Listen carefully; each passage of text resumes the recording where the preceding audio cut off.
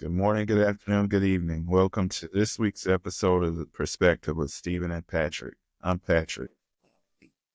And I'm Steven. Today we have some interesting topics we're going to discuss. First, we're going to get into our Super Bowl predictions and our matchups thoughts, followed by the Luka and AD trade, Jimmy Butler once again, and after that, the Get It Off Your Chest segment. So we're going to go ahead and get right into it. Super Bowl. This Sunday, we got the Chiefs and the Eagles. Guess we can start off with our predictions. I know there's so much working for the Chiefs, but once we get into our matchups or our thoughts on everything, then I will be able to explain this further. But I'm going with the Eagles. Not a bad. On paper, like I said, we'll break it down matchup by matchup. But on paper, that's not a bad bet. They played the best ball pretty much all year. But I have to disagree. I'm Chiefs Kingdom. I think it's hard to bet against that. Against that number 15, I do believe the number is. If he got the ball, then we'll go down the matchups. I'll go into more detail why, but they had so many close games this year where I think they know how to win in pretty much any time. You can't give them a bad game and have them out of position. I think they just had so much experience from that aspect that the Chiefs will find a way to win, even though they probably will get outplayed, no doubt. Yeah. I'm predicting that this time, for the first time all season, it's going to be the Chiefs on the sidelines when it's getting down to the final parts of the game, that last minute, and the Eagles driving, trying to score to win the game. This time, the Chiefs will be the ones watching. That's my prediction. I mean, and theoretically, that should happen, if we're being honest. And we'll get into breaking these position groups down. But the run game of Philly can absolutely dominate time of possession. Yeah. And if you get Saquon going, you get Jalen going, then it's a snowball effect, so to speak. And like I say, that's the best way. Let's say how they play to beat Brady, to beat Peyton, to beat Breeze back in the day was to keep the ball out of their hands. Don't let them beat you. So you would have, like I said, that'd be the best bet for the Eagles to keep the ball out of Patrick Mahomes' hands, because if it's a field goal, touchdown, I'm telling you, 15 and 87, 84, 87. Can't remember what Kemp's number is at the moment. We'll find a way, 87, to get in position, to kick that field goal or to kick that go-ahead touchdown. But if we're going to dive in matchups, I guess we can start with head coaches. You got Andy Reid and Nick Sirianni. Andy Reid, we all know Andy Reid. Andy Reid took this same Eagles team to 3 straight conference finals and 1 Super Bowl, coming up short against the Patriots. Super Bowl, don't quote me, 37-38. I didn't pull that up. That's off the top of my head, but I might be wrong. When they lost to the Patriots. Andy Reid is currently in 26 seasons, 12 with the Chiefs, is 28-16 in the postseason, 3-2 in the Super Bowl. I think his coaching experience, been there, done that before, seen it all pretty much, been on both sides, winning and losing Super Bowls. So Andy Reid, I don't think there's not too many more coaches you will want coaching your team outside of maybe a Belichick for this one game. I don't think you want no other coach outside of Belichick for one game to coach other than Andy Reid. This team has struggled with injuries, protected Patrick Mahomes at times, close games. He just seemed like he always with the right play call to get him in position. So beloved by the Chiefs Nation, can't do no wrong. Side. It's Nick Sirianni, who, as a certain games this season, even I think they were even winning, if I'm not mistaken, the games they won, they were still saying Nick Sirianni should be out in Philly. So, but not nearly a winning percentage in the playoffs as Andy Reid, but a respectable winning percentage in the regular season. He's been 48-20, currently third highest ranking winning percentage among active coaches. Only trailing, well, not actors in history, really. Only trailing John Madden and John Allen. George Allen, excuse me, not got Josh Allen on the brain. But like I said, the Eagles got off to a, kind of slow start, after they collapsed last year. Trailing, falling 1-6 down the stretch last season. But he found ways to win games. So, but at the end of the day, I have to give that the edge in this matchup to the guy who's been there multiple times, Coach Andy Reid.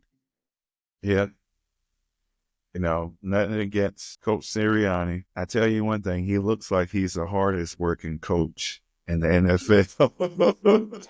That dude always looks tired. Always looks tired. But there is no comparison between them two. Like Andy Reid all day. He is a better coach. He's proven, even professionally as a person, that seems like he's proven. You don't see him getting and showing matches with the fans. Yeah. And, he just conducts himself way better. But like nothing against Nick Sirianni's, career. He has a decent record, but I got to go, I got to give it to Andy Reid being the better coach. Yeah. So the next, most important position after the head coach has got to be the QB. And old Patrick Mahomes, perennial all-star, perennial MVP candidate, perennial Super Bowl MVP. I mean, this guy with the amount of weapons, I can honestly say he was lacking this year. He just made plays when it needed to be made. Made the right read, made the right read. We needed to make the right read. I mean, tuck it and ran. We need to tuck it and run. I mean, if you was starting a team today, I think majority of the league will say, hey, outside of maybe Lamar Jackson or maybe even a Josh Allen, if I'm starting a team today, I'm putting 15 as my quarterback. If I got first pick of a early NFL players, Patrick Mahomes going number one. And there's something magical about watching him play. I think it was even his intensity, because it was a quarterback on Netflix, a program, and he was like, I think that was a game, his championship race last year, he like rolled his ankle in a game and they wanted to take him out. He's like, no, I'm going to stay in the end. He wanted to get x-rays at half, but no, they meant to get x-rays at that moment. So his toughness is another thing that gets overlooked. But his ability to, let's say, make the play, when the play need to be made, doesn't too often seem rattled. You don't see him lose his cool too much. And looking at it, he's hitting the ball. So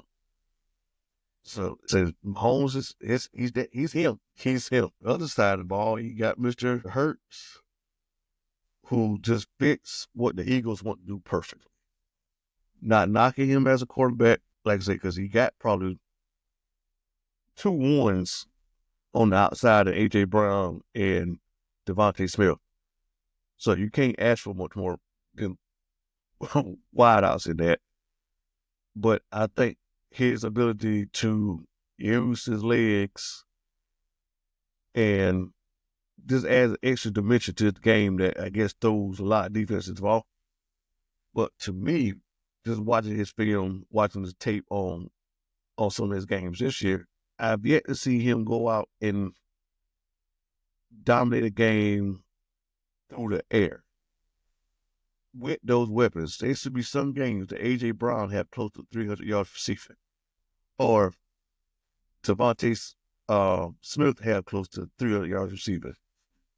But that's not happening for some reason. Maybe that's a play calling on Kellen Moore, knowing that, who is in his backfield. I guess you could turn the ball off and give it to Saquon when you need to. But I don't know if game was on the line where I trust Jalen Hurts to win me the football game. And I might get some flack for that, but I don't see that happening. I've seen enough from Jalen Hurts. Yes, he does what the Eagles want him to do. But I also see someone who's tough and resilient. When you think about compared to Patrick Mahomes, how many times have a Philly game been on and I text you, I'm like, hey, does Hurts look, no pun intended, does Hurts look hurt right now? And you'd be like, yeah, he actually does look hurt. And then not a day later, we will hear about, him having an injury and, he's playing through it. Just like these past few weeks, he's had like a broken thumb or a sprain or something like that going on with his hand. Yeah, hand, knee. Yeah. There's a concussion coming up into the NFC conference game. Wasn't sure his availability for that. Like I said, he takes a beating. He definitely takes a beating. And I think it was Washington, I think I mentioned before a couple weeks ago actually, that the Washington defensive coordinator said that they're going to treat Jalen like a running back. They're going to hit him like a running back. So if they want to run the ball with him, they'll hit him with running back. But let's say I have to give the edge to Mahomes in that matchup. So, and because it's Mahomes. Yeah. It's kind of hard to pick. As a Jalen, I think Jalen would have to have a 300-yard passing game. And I'll go to the reason why a little bit later, in order for the Eagles to win this game. If he can go for 300 yards, which is highly unlikely, if he can put up 300 yards against this suspect-ish Chiefs defense, this game's in the bag. But to segue to Knicks, going running back, Saquon Barkley should have been, received more votes for MVP this year. Because he literally put this team on his back. And their success was greatly predicated on his success. I mean, there's not too many guys that was, like say, the power, the quickness, the breakaway speed. And he was able to stay healthy all year with those carries that he had. So that was scary. Like I say, every time he touches the ball, he could be in the end zone. Yeah. So that's scary thing. You never know with him. It's real simple. You think a 3-yard, gain or a quick, first down run or something like that. And man, he in your secondary, and once he, like I say, his breakaway speed is unmatched. Yeah. Like I say, I think it's clocked in at close to maybe, I think it's like a next gen stat or something like that. They give you your top end speed, and a couple times he broke his runs equated to running at 20 plus miles per hour. So nobody catching that guy. And nobody. Actually, speaking of him, you can see the difference in talent when they put him versus, is it Gainwell?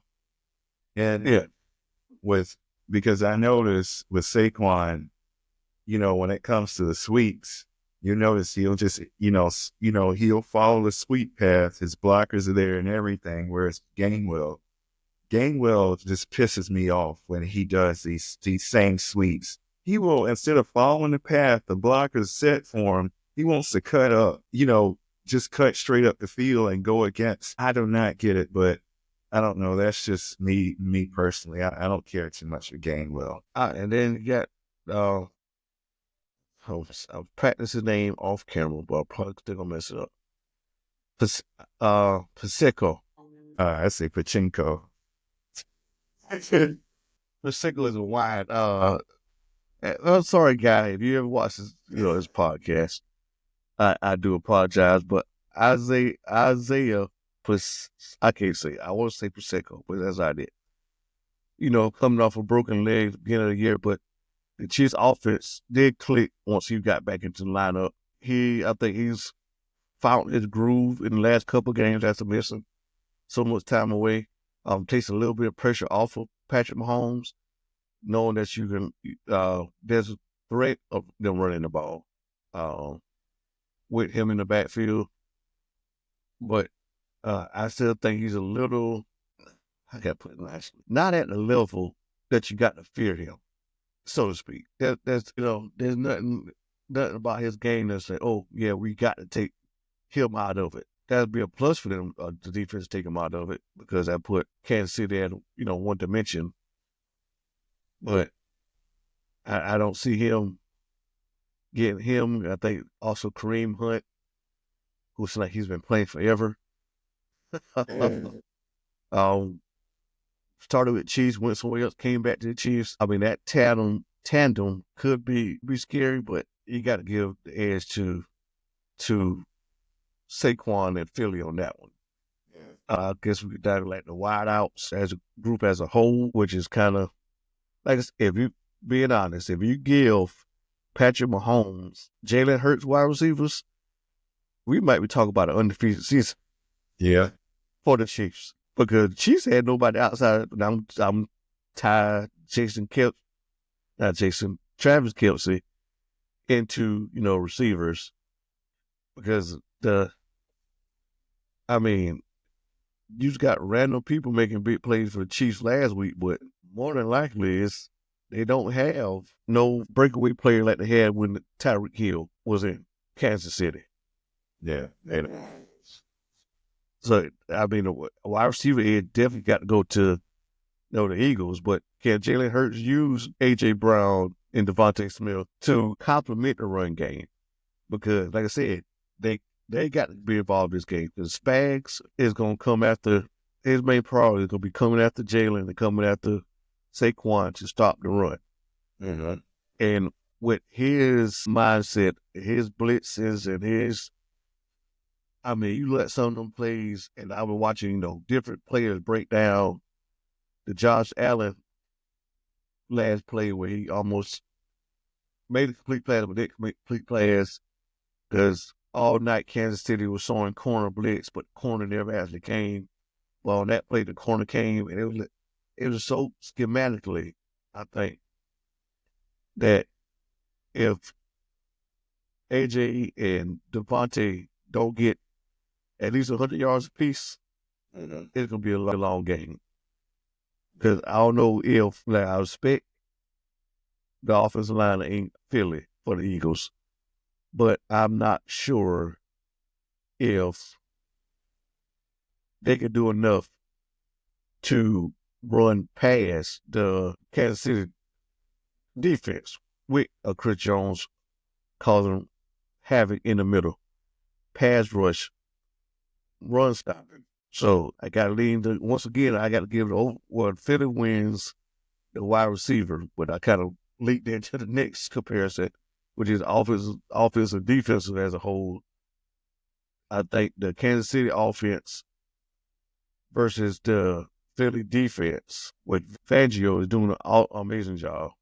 Yes, he is. That defense is not playing bad at all. But I think the mind of Andy Reid as calling plays can set up Kansas City better than Vic Fangio in that defense can cause problems for Kansas City. Yeah, I could see that. The mind of Andy Reid, the mind of Patrick Mahomes also, who seems to be a better under pressure and on the fly QB than, a QB that's just, doing his thing, kind of dictating the pace of the game. So with that, I do agree with you.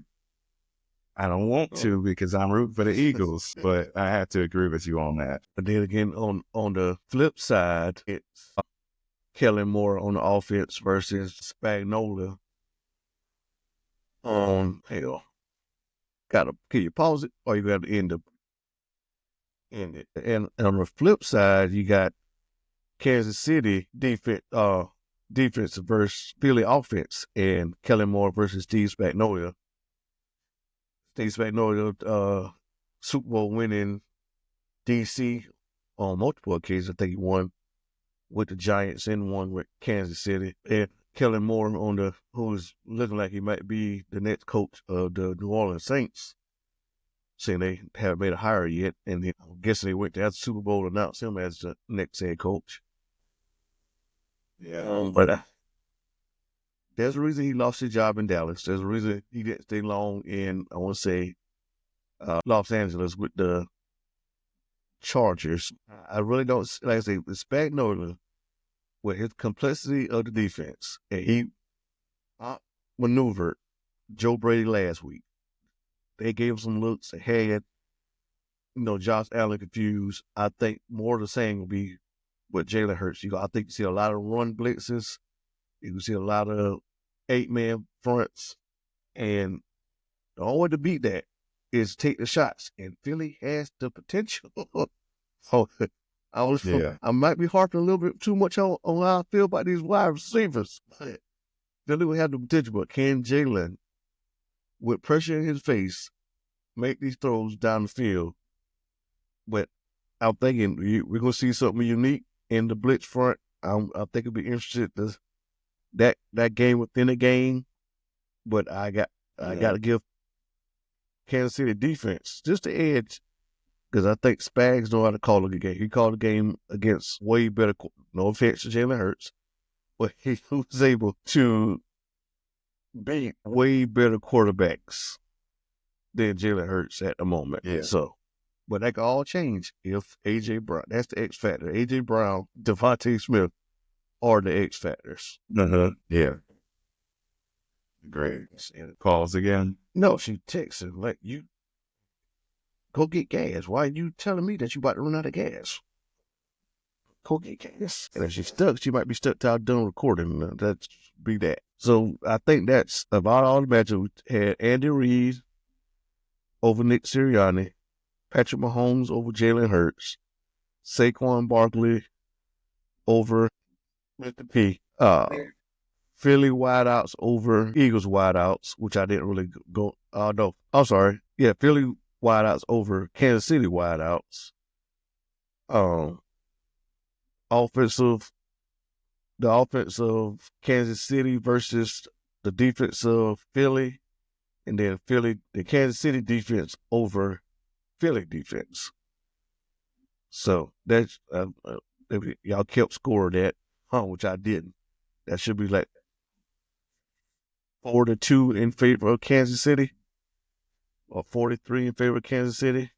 So, like I said, I really think the NFL wants a team to three-peat, and I think this is probably the best shot, and probably the only shot we'll see for a while, of a team in the playoffs for multiple years to come. So I say, echo back to the beginning. I'm taking the old Chiefs. I'm going to stick with Philly, but even though what we discussed makes the Chiefs a better team, my heart is going with Philly. I'm hoping for an entertaining game, which I have no doubt it will be. As long as it ain't a ugly matchup. It can get ugly either way, because I think Saquon can take over the game and just run the ball down. KC defense, keep the ball out of Patrick Mahomes' hands. As he got play clean football, no turnovers from Jalen Hurts. But I say, 15 has the ball, as you might as well say game over. Because he would find a way to win.